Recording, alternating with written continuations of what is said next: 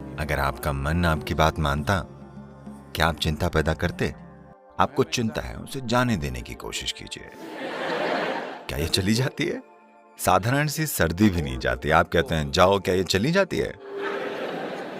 आप अपने मन को वैसे नहीं रख पा रहे हैं जिस तरह से आप उसे चाहते हैं। आपकी बस यही समस्या है। आप देखेंगे कि आपकी आधी चिंता शांत होनी शुरू हो जाएगी।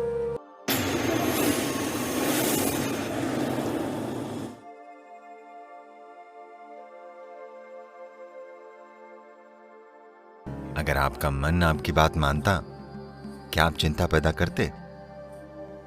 नहीं। इसलिए जवाबों के लिए कहीं और मत देखिए, कहीं भी दूसरी जगह। बात बस इतनी सी है कि आपका अपना शरीर और मानसिक ढांचा आपकी बात नहीं मान रहे।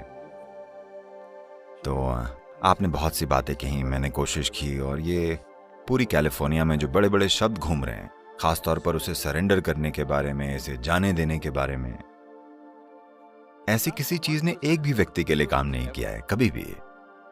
क्या इसने किया है? मैं आपसे पूछता हूं। आपको चिंता है, उसे जाने देने की कोशिश कीजिए। क्या ये चली जाती है? यहां तक कि फ्लू भी, कमबख्त फ्लू तक नहीं जाता। हाँ या ना? साधारण सी सर्दी भी नहीं जाती, आप कहते हैं जाओ, क्या ये चली जाती है? तो उन चीजों को छोड़कर, खास तौर पर जैसा मैंने कहा है, आपने यूजर मैनुअल को नहीं पढ़ा है कि ये कैसे काम करता है। हमें इस पर ध्यान देना होगा। ये सिस्टम इस तरह से बना है कि अगर आप अपना हाथ ऐसे रखें तो ये एक तरीके से काम करेगा, अगर आप ऐसे करें तो ये दूसरी तरीके से काम करेगा। ये एक अद्भुत प्रक्रिया है। अगर ये कोई सरल चीज होती तो हम इसे छेनी हथौड़ी से कूट पीट कर सही आकार में ले आते, ठीक है? ये बहुत सादा परिष्कृत है। ये मशीन असाधारण रूप से जटिल है। ये जिस चीज के लिए बनी है उसे उस तरह इस्तेमाल करने के लिए व्यक्ति को एक निश्चित तरह का ध्यान देने की जरूरत है, वरना यह खुद को अस्त व्यस्त कर लेगी। अब कई कारक हो सकते हैं, जेनेटिक कारक हो सकते हैं, सामाजिक कारक हो सकते हैं, कुछ पालन पोषण के मुद्दे हो सकते हैं, तमाम तरह की चीजें हैं। पर अपनी समस्याओं के लिए इनमें से किसी भी चीज को कारण मत ठहराइए। जरूरी बात बस ये है, आप अपने मन को वैसे नहीं रख पा रहे हैं जिस तरह से आप उसे चाहते हैं। आपकी बस यही समस्या है ना? जिस पल आप कारण देते हैं कि मैं ऐसा इसलिए हूं क्योंकि मेरे पिता ऐसे थे, मैं ऐसा इसलिए हूं क्योंकि मेरे दादा की जेनेटिक्स ठीक नहीं थी, तो समझिए आप खत्म हैं। क्योंकि अब हम उन व्यक्तियों को बदल नहीं सकते। Yes. अब आप कोई अलग पिता या दादा नहीं चुन सकते, अब वो बीत चुके हैं। पर आप इसे रूपांतरित कर सकते हैं। आपको यह समझना चाहिए, अब भी इससे कोई फर्क नहीं पड़ता कि आपको चिंता का विकार है। फिर भी अगर आप एक गाजर का टुकड़ा भीतर डालते हैं तो यहाँ एक ऐसी बुद्धिमत्ता है जो एक गाजर को एक मनुष्य में रूपांतरित कर सकती है। इसका मतलब हर रोज आपके भीतर एक नए शरीर का निर्माण हो रहा है ना? टुकड़ों में हर रोज एक नए व्यक्ति का निर्माण हो रहा है। जब सृष्टि का स्रोत आपके भीतर काम कर रहा है और लगातार एक नए मनुष्य का निर्माण हो रहा है, अगर आप इसकी थोड़ी सी भी जिम्मेदारी ले लें तो आप पूरी तरह से एक नई शारीरिक और मानसिक प्रक्रिया का निर्माण कर सकते हैं। हमारे साथ कुछ ऐसा हुआ। पिछले साल हम लोग तिब्बत में ट्रैकिंग कर रहे थे। मैं एक टेंट में था, मैं कुछ काम कर रहा था और दूसरा एक व्यक्ति एक सेब काट रहा था। तो पास में दूसरी महिला उस व्यक्ति से कहती है, ये बहुत तेज चाकू है, ध्यान रखना। ये मुझे थोड़ा परेशान करता है, मैं ऐसे देखता हूं क्योंकि ये एक बड़ा आदमी है। अगर वो कोई बच्चा होता तो अलग बात थी, तब हमें देखना होता कि वो चाकू कैसे इस्तेमाल कर रहा है। वो एक पूरा बड़ा आदमी है और चाकू को तेज धार ही होना चाहिए। अगर उसकी धार तेज ना हो तो आप उसे चाकू क्यों कहेंगे? तो मैंने उसे अनदेखा किया और काम करता रहा। अगले 2 मिनटों में वो फिर कहती है, ये बहुत तेज चाकू है, ध्यान रखना। मैंने कहा बस करो, वो एक बड़ा आदमी है, उसे अकेला छोड़ दो, उसे पता है चाकू को कैसे इस्तेमाल करना है। वो एक छोटा सा चाकू नहीं संभाल सकता। ये कोई बहुत भारी मशीनरी या अंतरिक्ष यान या ऐसा कुछ नहीं है कि उसे पता नहीं कि इसे कैसे चलाना है। ये एक चाकू है। वो कहती है नहीं सदगुरु ये बहुत ही तेज चाकू है। और मैं जो कर रहा था वो करता रहा। अगले 2 मिनटों में वो उससे फुसफुसाती है, बहुत ध्यान रखना, ये बहुत तेज है। और अगले 2 मिनटों में वो अपनी उंगली काट लेता है। यही सब हो रहा है जीवन के साथ, यही सब हो रहा है। आपके पास एक बुद्धि है जिसके लिए आपके पास कोई पर्याप्त स्थिर आधार नहीं है, या दूसरे शब्दों में आपके पास एक तेज चाकू है, माफ कीजिएगा बहुत ही तेज चाकू।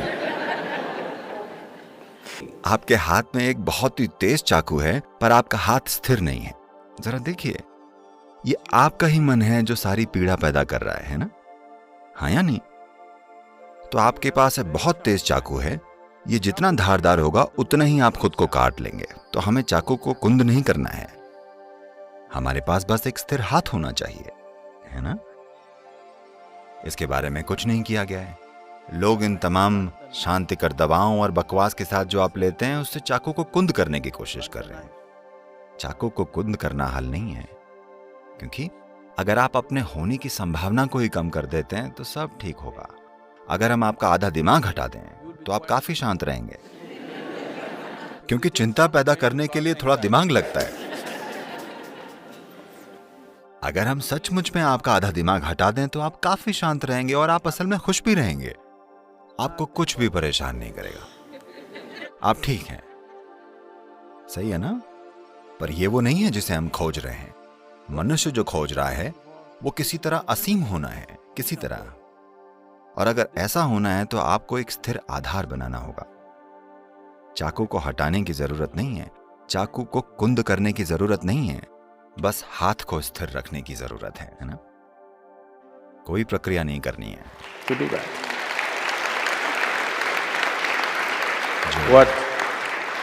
इनर इंजीनियरिंग का, योग का बस यही अर्थ है। जब मैं योग कहता हूं, योग का अर्थ मुद्राएं नहीं है, योग का अर्थ है मिलन, ठीक है? योग का शाब्दिक अर्थ है मिलन। ये मिलन का पहला रूप है। आपका दायां और बायां, इसे योग में पिंगला और ईड़ा कहा जाता है। ये आपके भीतर पौरुष और स्त्रैण है। इन्हें बस एक साथ कर दें। आप बस ये सरल साधना कीजिए। अगर आप दूसरा कोई योग नहीं कर सकते तो इतना तो कर ही सकते हैं ना? आप ऐसा कीजिए जो आपके जीवन से संबंधित हो। ये चढ़ता हुआ सूरज हो सकता है। सूरज ऊपर आ रहा है, सूरज के ऊपर आए बिना इस ग्रह पर आपका अस्तित्व ही नहीं होता है ना? आपके भीतर जीवन की गर्माहट सिर्फ इसलिए है क्योंकि सूरज ऊपर आता है। पेड़ का ऑक्सीजन छोड़ना और उसके लिए आप कार्बन डाइऑक्साइड छोड़ते हैं और ये अदला बदली हो रही है, इसके बिना आप जीवित नहीं होते हैं ना? इसकी ओर कुछ इस तरह से देखिए, जो भोजन आप खाते हैं, सूरज, जिस धरती पर आप चलते हैं, जिस हवा में सांस लेते हैं, जो पानी पीते हैं, जो लोग आपके आसपास रहते हैं, इनमें से कुछ भी चुन लीजिए। बस ये कीजिए, आपके दाएं और बाएं को पूरी तरह एक साथ कर दीजिए। इस तरह नहीं, इस तरह नहीं, बिल्कुल सीधे, ठीक है? बस किसी ऐसी चीज की ओर देखिए जो आपके लिए सच में मायने रखती है।